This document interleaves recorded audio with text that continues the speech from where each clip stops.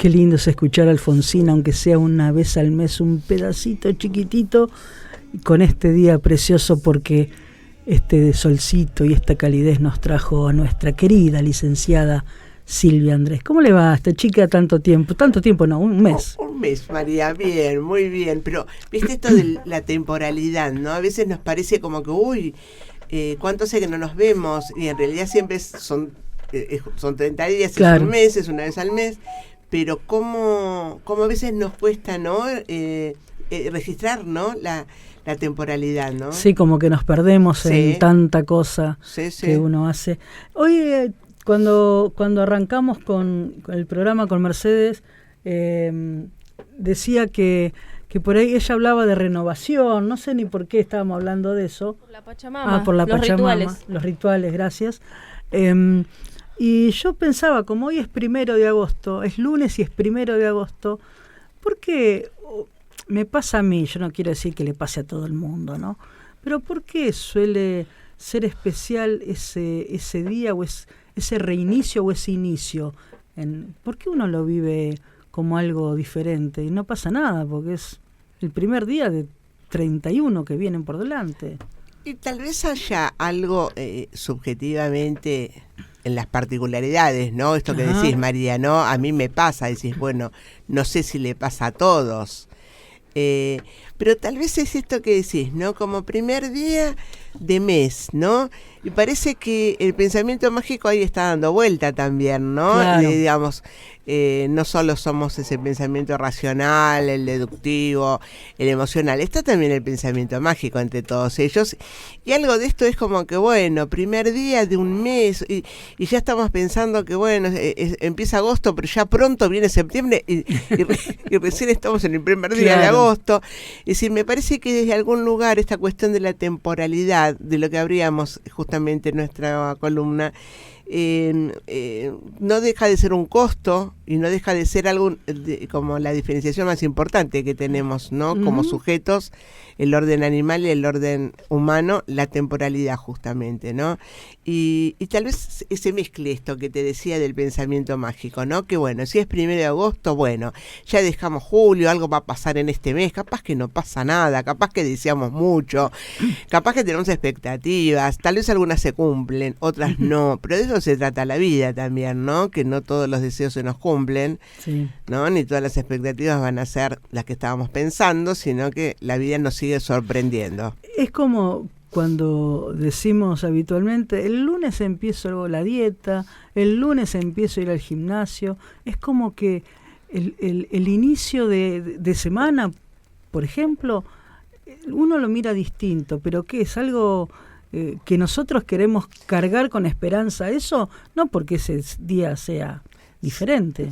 Sí, creo que hay algo de eso, en la significación es tan particular, María, porque para otros tal vez sea una fecha de un estudio importante, una operación, un aniversario de nacimiento, un aniversario de muerte, es decir, cada uno tendrá la fecha de casamiento, la fecha de un divorcio, la fecha de una mudanza, es decir, cada uno cargará en esas fechas, vaya a saber cuánta historia, cuántas expectativas, cuántos dolores, ¿no? Cuántos duelos, pérdidas, o tal vez esto que decís, no, algo nuevo, no, que se renueva. Pero siempre volvemos a lo mismo, ¿no? Esa cuestión de la particularidad, ¿no? De qué nos pasa con ese día. Vos nombrabas en este momento, 1 de agosto, la Pachamama, ¿no? Es decir, como que ya ese tema de la efeméride que nos marca como simbólicamente el 1 de agosto va a representar esto, con lo cual siempre algo vamos a decir, vamos a recordar, ¿no? Es decir, alguna anécdota.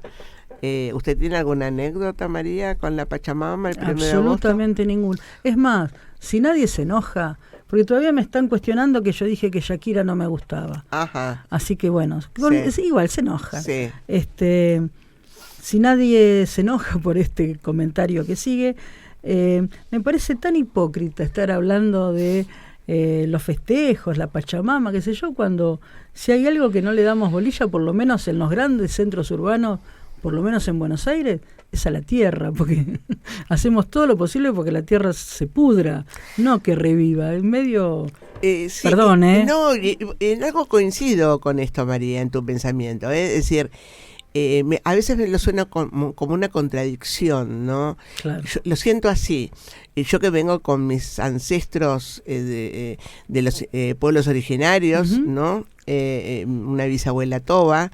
Yo a veces lo siento como cierta hipocresía o contradicción cultural. ¿Por qué? Porque hay que recordarla hoy, ¿no? La pregunta es, ¿la tenemos que recordar porque antes la olvidamos? Eso me gustó más. Claro, si tengo que recordar es porque lo olvidé. Vio que para algún lado le iba a llevar, María. Qué bueno eso. ¿No? Como, uno recuerda solo aquello que olvidó. Claro, o que claro, cree que olvidó. O creo que olvidé, o qué registro tuve, pero me lo pregunto muchas veces, Es decir, si lo tengo que recordar y tengo una fecha, ¿no? Y hoy todos los estados, los Face, todas las redes, todo, o sea, por eso también uno no queda fuera de ese comentario porque todos somos parte de esta sociedad en la que transitamos todos, pero podemos tener un lugar crítico, por ejemplo, hasta nombrándolo desde ese lugar, ¿no? La contradicción, y tal vez para mí esto que te decía, me preguntaba, ¿no? ¿Será que hay que recordarla porque antes la olvidamos? ¿O porque durante muchos años se olvidó? ¿O porque tal vez nos sigamos olvidando, ¿no? Es decir, ¿será por esto que hay que recordarla como, ¿no? Como... pero además... Como un renacer también, ¿no? Claro. Además pensaba con esto que vos decís, no lo había pensado nunca así, pero bien vale traerlo, esta cuestión de, no sé, el Día de la Madre, el Día del Padre, el Día del Niño, el Día del Amigo, el Día del... cualquier día, recordar u homenajear ese día es porque el resto, los 363 días restantes, no le doy bolilla. Parece que no. ¿No? Más allá de que salga una fecha comercial, exacto, ¿no? Sí. Pero no deja de ser una contradicción. Y fíjate que cuando decís esto, María, me lleva a pensar y a preguntarme desde el psicoanálisis, ¿no? Que esta, naturalmente, obviamente es mi columna, ¿no? Y vos decís en un momento, ¿no? Como haciendo un poco de historia, ¿no? ¿Será que estas fechas, el Día de la Madre, el Día del Niño, todo más allá de lo comercial, ¿será que tendrá que ver con esto, ¿no? Del recuerdo, de lo que olvido, de lo que registro? Y dijiste algo interesante, dijiste, me llevaste a un lugar que no lo había pensado. De eso se trata el psicoanálisis. Claro.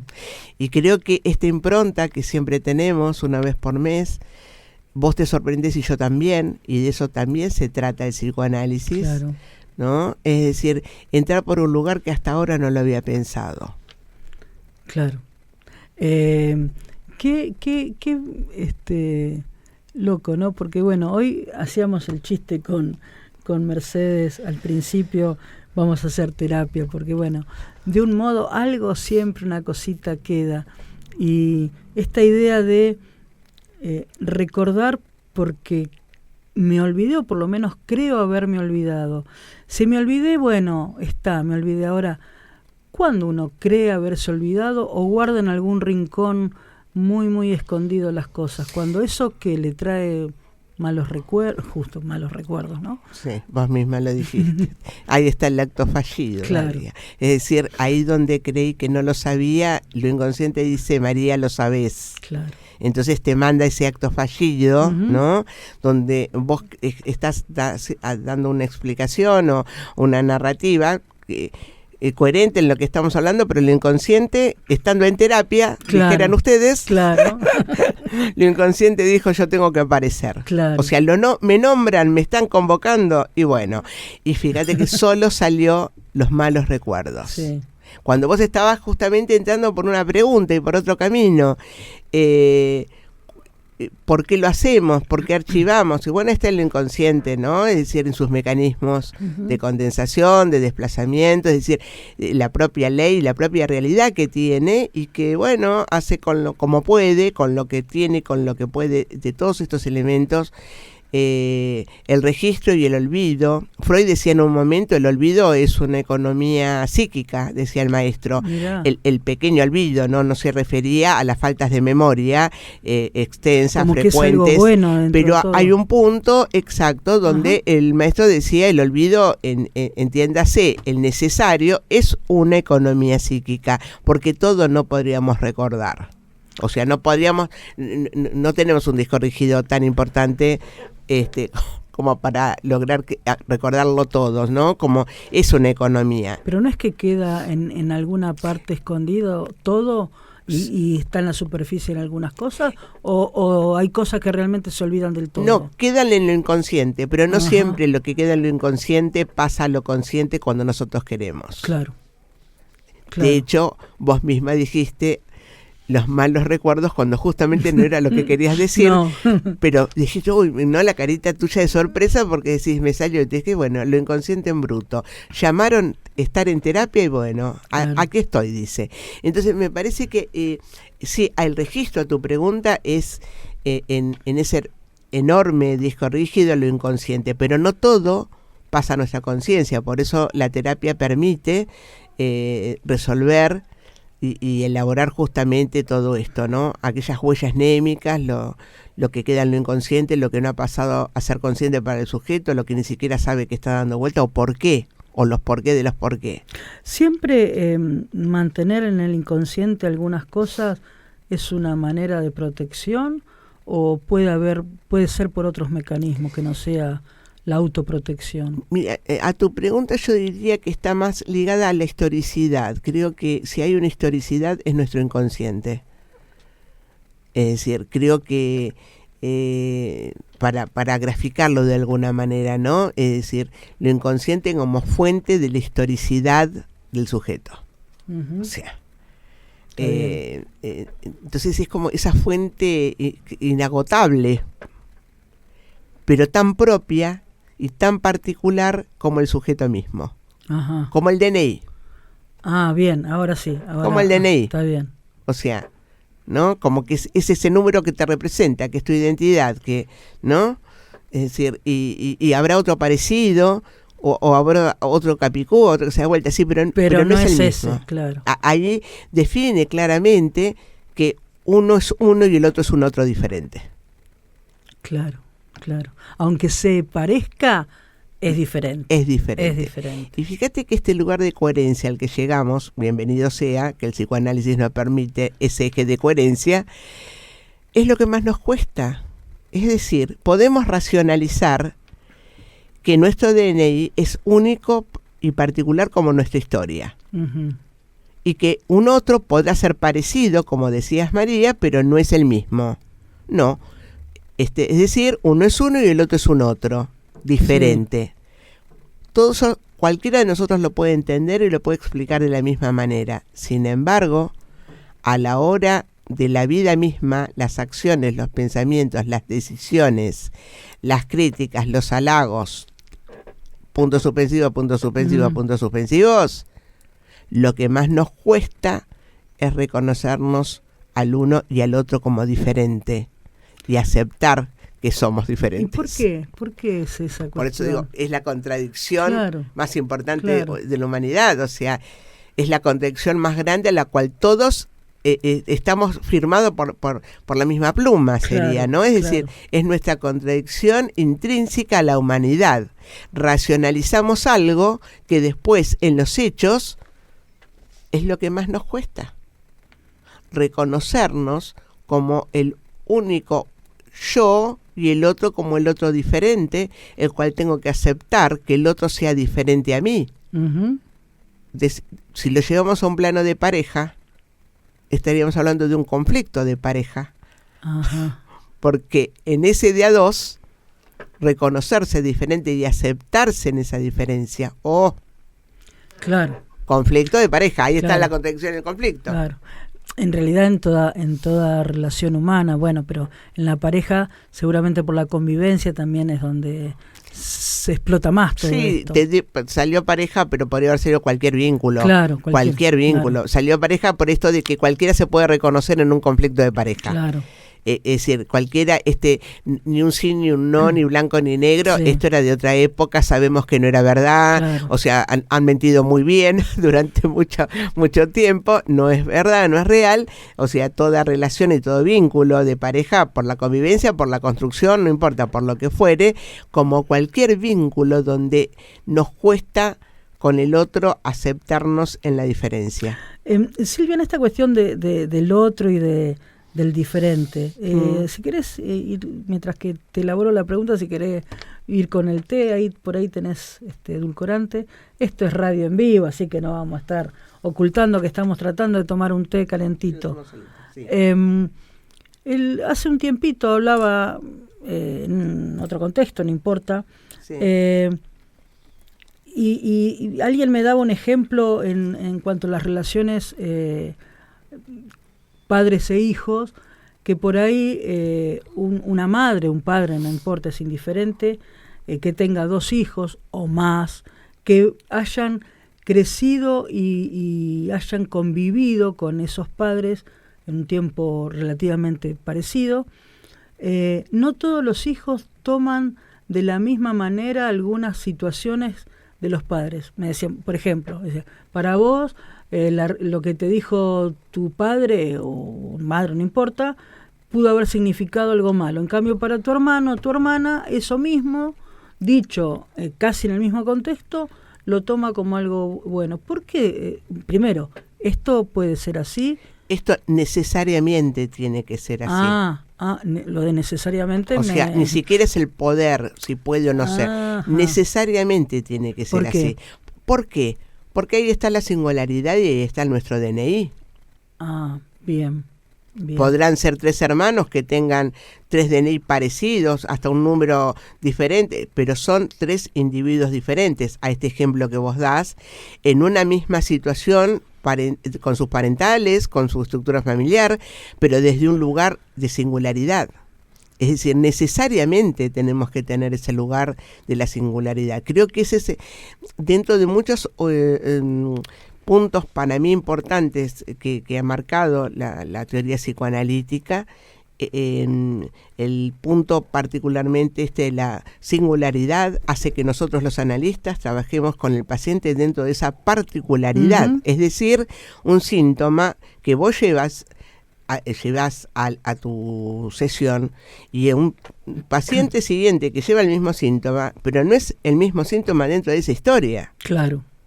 Sí, pero ahí sería otro paciente. ¿Se entiende? paciente. Sí, pero en la historia, en la estructura familiar, necesariamente tenemos que, para sacarlo de la estructura familiar, en la humanidad necesariamente tenemos que poder ser diferentes y reconocernos en el otro diferente. Sí. La estructura familiar ya, digamos, es una organización, sería, ¿no? Una entidad que se va construyendo. Pero ¿por qué desde la misma situación 3 hijos van a pensar lo mismo?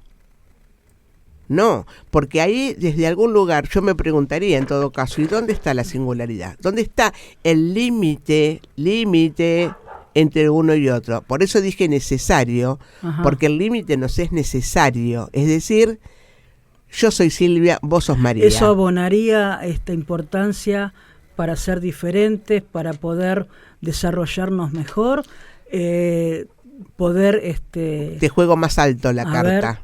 Juegue. Más alto la carta. Para ser sanos.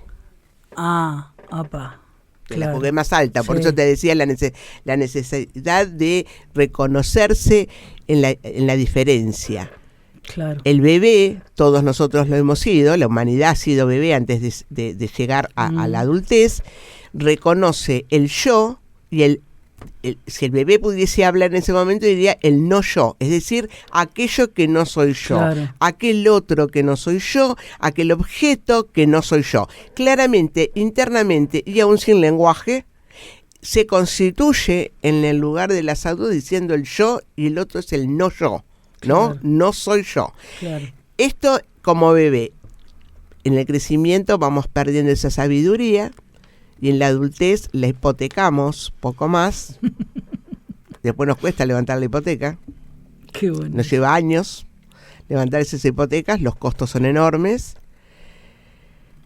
Porque hay un punto donde ese límite tan claro como lo podemos pensar o subjetivar en un lenguaje que el bebé ni siquiera lo tiene, pero en los actos lo constituye. Claro. Cuando ese límite no está, María, es como si entrase a confundirme si yo soy María o vos sos Silvia. ¿No? El límite necesario es que yo sé que soy Silvia y también sé que vos sos María, ¿no? Y esto tan simple, ¿no? En las complejidades más importantes de las patologías, el límite se pierde. Hay cierta fusión, ¿no? Parece que esas dos son uno. Y uno dice, acá estamos en problemas. Porque el límite no está. Y si no está el límite, ¿cómo hay un reconocimiento en esa singularidad? Y vuelvo a tu ejemplo de la estructura familiar. Uh-huh. Está buenísimo que en una situación con los parentales, hasta los parentales mismos van a tener esa situación, lugares diferentes. Claro. Miradas, visiones diferentes, decisiones diferentes. Qué bueno, qué sano. Y que cada uno de los hijos tenga una posición y un lugar diferente. Qué bueno, porque cada uno vio algo diferente. Es decir, si son 5, no habrá solo 5, porque esos 5 se pueden multiplicar mucho más, ¿no? Si siguiesen los temas a esa posibilidad de definir muchas otras preguntas más que respuestas. Claro. Preguntas. Sí. Que eso es el psicoanálisis. Es preguntar, el psicoanálisis, ¿no? Uh-huh. Porque no es que nos trae las respuestas.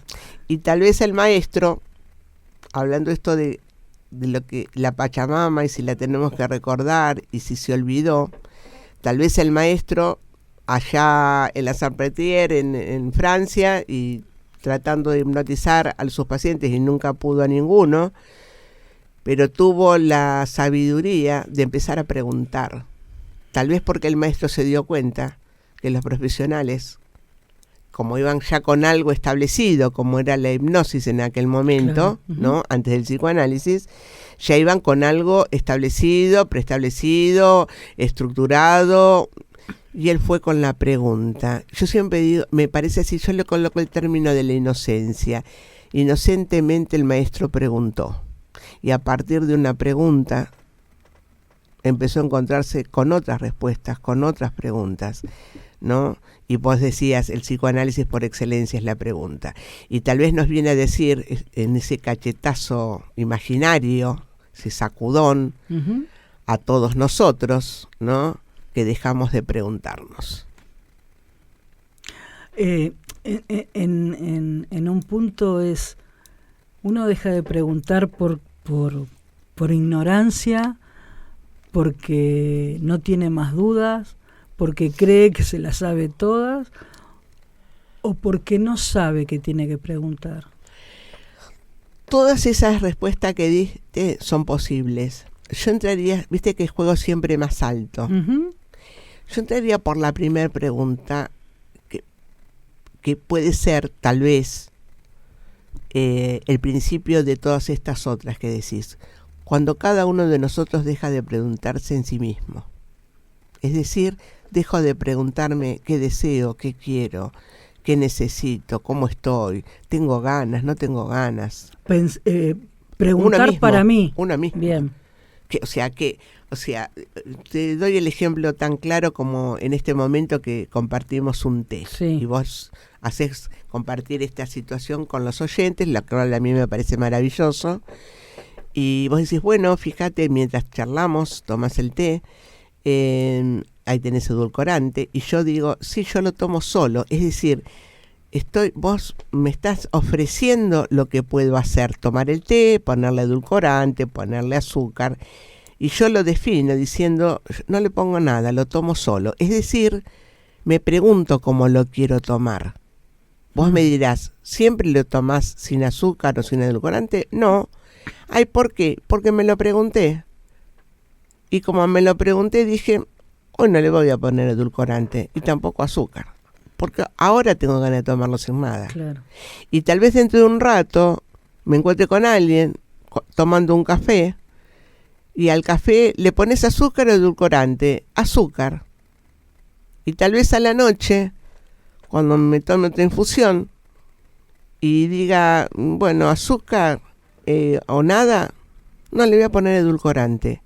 ¿Y qué pasó? Pasó que me lo pregunté. Pasó que me pregunté qué tengo ganas, qué deseo, qué quiero ahora. Y en situaciones que parecieran similares, pero no lo son. Pero no lo son. Porque vos tampoco sos la misma. Muy bien, María. No, sí. Muy bien, María. No te digo que título, pero por lo menos algo. Vos me llevas por unos caminos, bueno, yo te juego alto en esto. Justamente, o sea, uno cree que es el mismo y no es el mismo. Claro. Es decir, no es el mismo, no estamos Eso no en la misma está situación. Mal, ¿no? No es lo más sano que podemos tener. Bien. Porque es decir, uno puede tener una organización de la temporalidad, de bueno, el momento en que hacemos la columna, que tenemos un horario, que vos tenés una planificación de alguna manera para poder ser organizada. Ahora, nuestras charlas rompen toda estructura. Sí.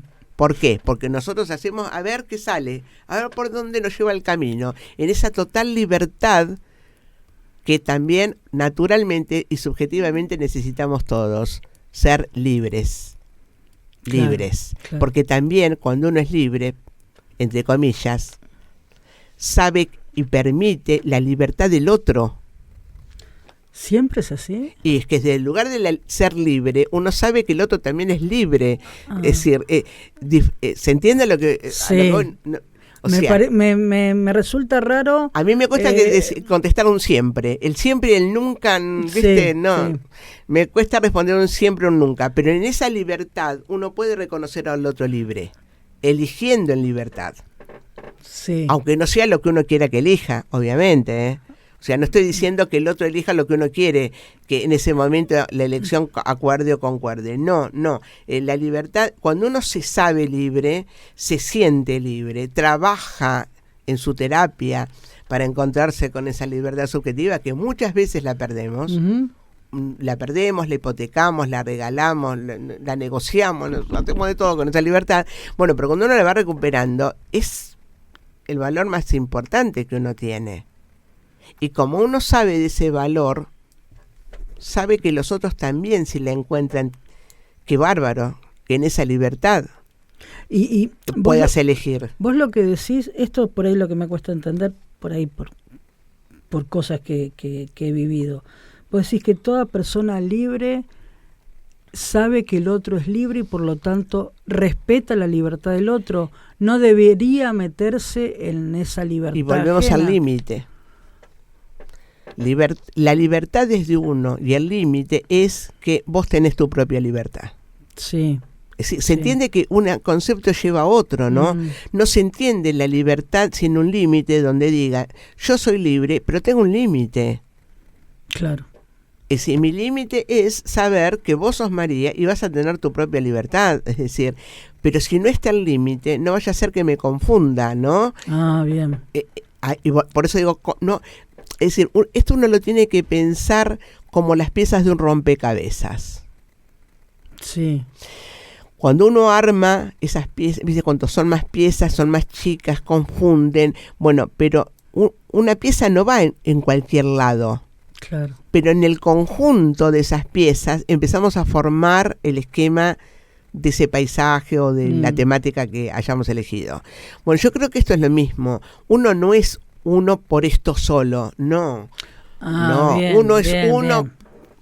No podemos ni cuantificar por cuántas cosas. ¿Y sabes por qué no podemos cuantificar? Y está bueno que así sea, porque siempre encontramos algo más. Siempre hay algo más para rastrear, para traer, para elaborar, para resolver. Entonces, yo no te diría, es esto y esto y ya está. ¿Qué sé yo si ya está? Yo no lo sé.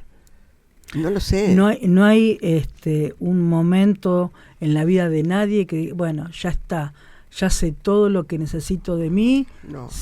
No hay en nadie. Y qué bueno, porque eso es tan misterioso como la vida y la muerte. O sea, es tan misterioso nuestra propia vida y la historia, la que hacemos, la que vivimos, como la vida y la muerte, ¿no? Es decir, y qué bueno, no desde el psicoanálisis, no hablo de otras disciplinas que sí vienen con otras respuestas fundamentalistas. Uh-huh. El psicoanálisis no. Y eso me parece maravilloso, ¿no? Esto de poder recrear siempre. Hoy hablaban ustedes de esto de recrear, ¿no? Volver a, ¿no?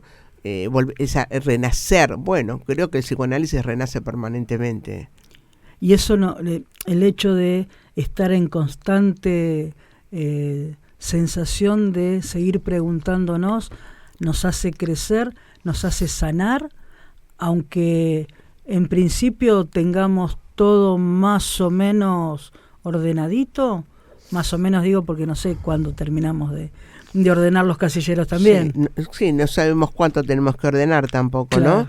Claro. Hablando de cuantificar, qué sé yo, Claro. yo no lo sé, no sé cuánto tendremos que ordenar. ¿Eso no lo sabe nadie? A mí, a tu pregunta, mi respuesta siempre tiene más que ver con la sanación.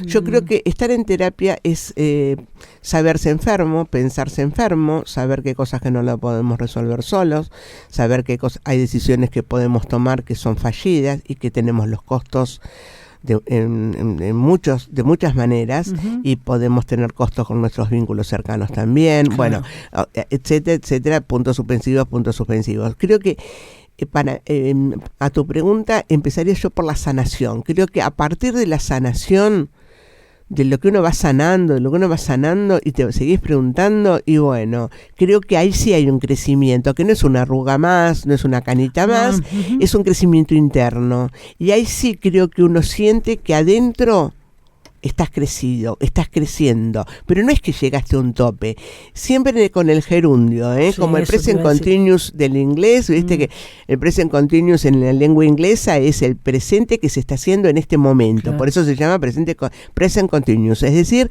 lo que se está haciendo en este momento, claro. Como nosotras dos, en este momento. Bueno, creo que es esto, somos esto. Ese gerundio, ¿no? Eso de lo que se está haciendo y lo que estamos creciendo. Yo creo que como concepto diría la sanación. A mí me gusta, prefiero hablar de la sanación, y en esa sanación cada uno verá en su propia historia, en sus propias traumas, duelos, no sé, negociaciones, implicancias, crecimiento, por dónde va a ir elaborando. A partir de ahí sí creo que se puede hablar en otros términos y en otros conceptos. Y es sano también, para seguir con el mismo concepto, ir de uno en fondo con las cuestiones, o atacar todo junto, si uno sabe qué atacar, ¿no? Suponiendo que uno sepa qué atacar. Y eso depende, y vuelvo nuevamente a la particularidad. Claro. Si te diría, frente a mí tengo un paciente que tira mucho material de pulsión de muerte particularmente, ¿no? Es decir, el analista sabe que, bueno, lo que está escuchando se puede efectivizar. Entonces creo que ahí, a tu pregunta, al menos es mi lugar, trabajo con toda la artillería posible y focalizo en algo particular para que algo nuevo aparezca, en esa sesión. Claro. Claro. Y lo despido diciéndole que en la próxima nos vemos, porque yo al muerto no atiendo. Y así como te reís vos, muchas veces el paciente se le esboza la sonrisa.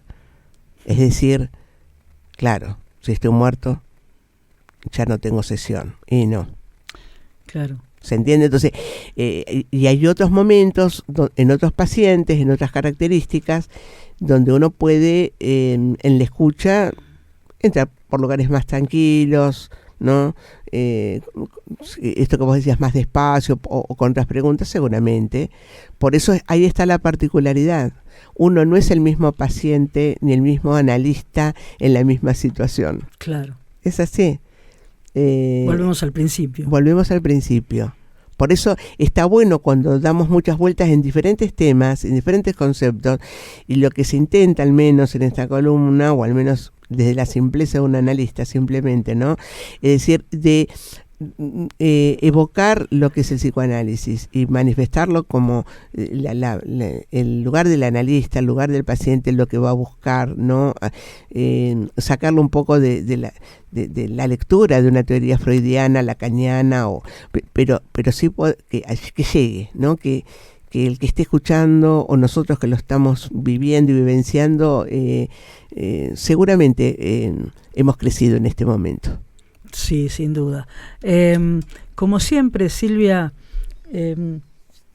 a mí no es una sesión de terapia completa, pero tener la sensación que hoy voy a tener terapia, aunque sea una vez al mes, yo lo disfruto mucho porque, insisto con esto, sonará feo al aire, pero no tener nada planificado y poder conversar más de media hora sin bache, sin... Bueno, hoy yo estaba un poco ida al principio, pero ya volví. Bueno, ya volví. Sí.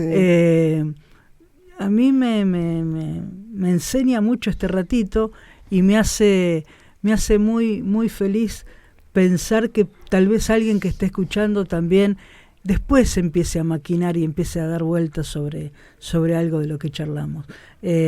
Pensando en que estamos reiniciándonos todo el tiempo, me gusta pensar que dentro de un mes, cuando volvamos a hacer terapia, vamos a sentirnos otra vez renovados en un punto. Qué bueno, porque creo que algunos oyentes tal vez lo sepan y otros no tanto, pero muchas veces después del programa yo le mando los WhatsApp a María porque nos escuchan a veces en el mismo horario y otras veces lo buscan, lo esperan. Entonces digo, algo bueno estaremos haciendo, Seguro. Porque donde el deseo y el interés se sostiene, al menos en estos recreos, María, que nosotros nos tomamos, creo que algo de lo que manifestaste en la posibilidad de llegar a los demás está pasando. Gracias, Silvia. Nos Gracias vemos a vos, el María. mes que viene.